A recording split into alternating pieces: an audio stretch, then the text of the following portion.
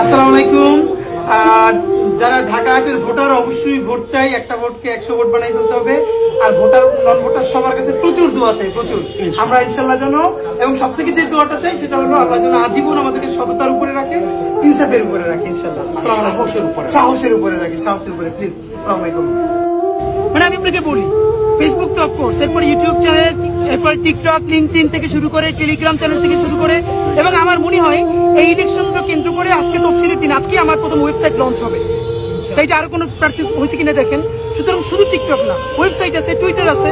বড় লোক, আপনি যদি বড় লোক হন তাহলে আপনি একটা বড় লোক প্ল্যাটফর্ম সাবস্ক্রাইব করবেন। আপনি যদি গরিব হন তাহলে গরিব প্ল্যাটফর্ম সাবস্ক্রাইব করবেন। সবার জন্য লাগবে।